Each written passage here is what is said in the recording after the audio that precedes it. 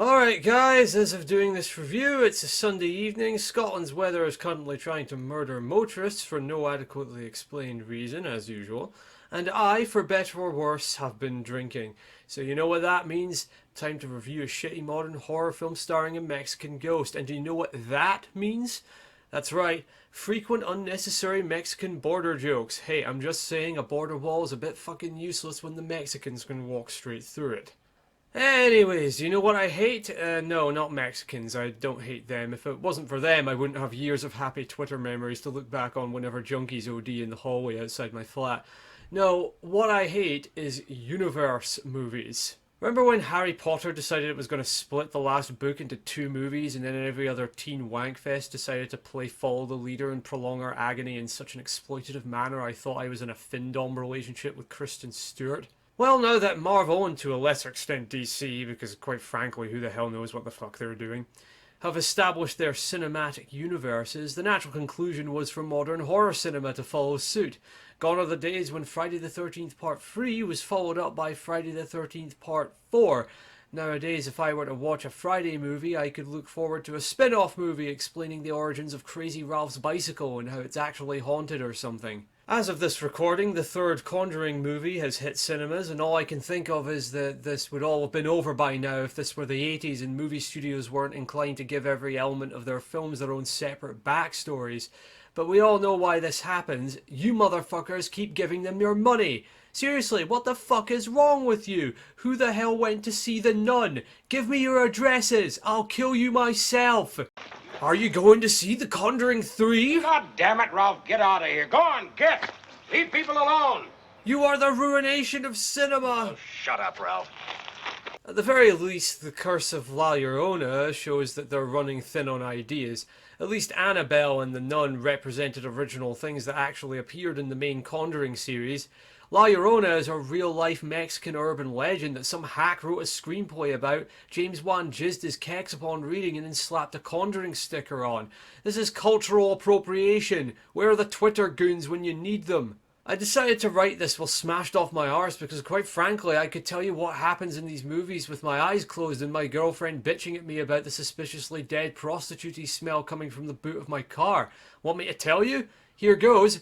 Everyone is boring, the ghost isn't scary, and about 80% of the film is people walking down corridors investigating sounds no one in their right goddamn mind would ever bother to. What's that? I heard a small creaking noise of a type associated with living in a building? I'd better go and check it out. Sit back as I take you, the audience, on a tour of my entire fucking house. Don't worry, I'll take approximately a decade to do it so you can get a real good look at my boring fucking life. I'd better tell you what the movie is about. Hold on to your arses, guys. You're in for a hell of a shock. The film follows an average suburban family. Ha! I saw that look. You were totally shocked.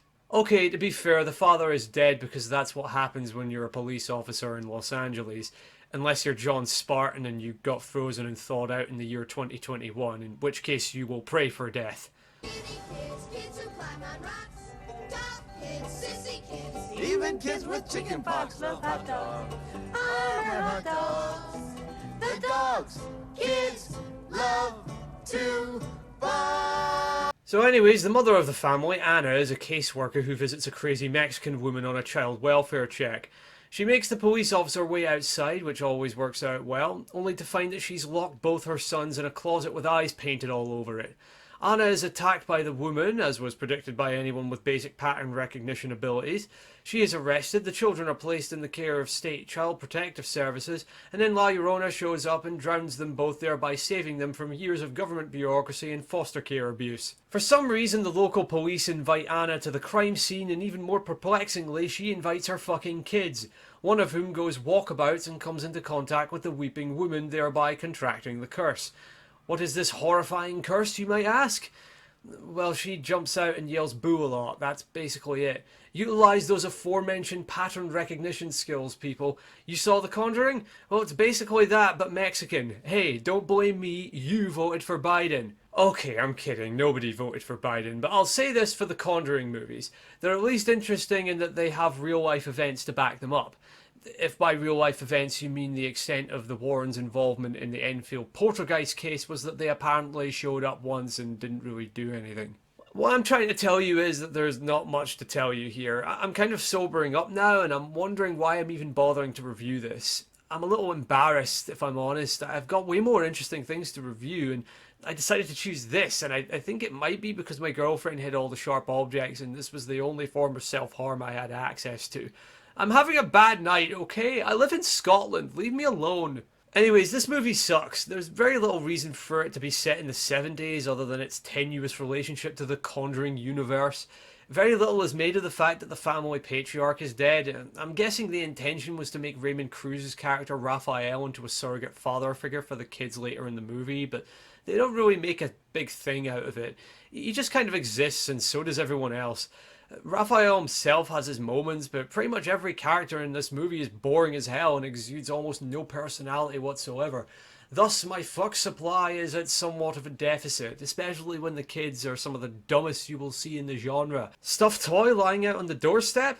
Let's stretch over and risk breaking the line of seeds that are the only thing stopping the Mexican demon woman from busting into your house and stealing your social security and fruit picking jobs before ripping your soul out through your fuckhole. Sounds like a swell idea. Speaking of said Mexican demon woman, she sucks. She actually reminds me of the various Conjuring Universe rip-off movies that have been cropping up everywhere lately. She looks that fucking naff. She looks like she's got 2 tickets to the Dimmu Borgir concert and she's desperate for anyone to come with her other than other Dimmu Borgir fans. She's in fact so crap that she's defeated by Anna stabbing her in the chest with a crucifix made from the wood of a special kind of tree. Hell, anyone can die from that. Just ask the prostitute in the boot of my car. If your demon can be killed by me covering my car in holy water and then running her down while she's on her way to the shops for cigarettes, then your demon is shit. Shit, I tell you. There's a bit where Anna takes her kids to the doctor and he sees the burn marks on their arms and calls child services on her, but that plot thread gets dropped like a Moab pretty quickly. Oh yeah, La Llorona burns you when she touches you. I have no idea why that is. Her whole shtick is that she drowns you because that's what she did to her own children. I guess it wasn't as intimidating to have their fingers go all pruny when she grabbed them instead. I'm sorry, I have no idea why I did this. I don't know why I wasted my time and yours. I was upset and angry at the world, and I took it out on all of you, and I apologise. Please forgive me. There's this one bit where the kids get chased by the demon woman while she's draped in a tablecloth like a child's Halloween costume, which is pretty special in its own way, but really it's me who needs the idiot rating here. Seriously, you all deserve better than this. I failed you and I want to fucking die. I'm DeadEye and I hope I rot in hell.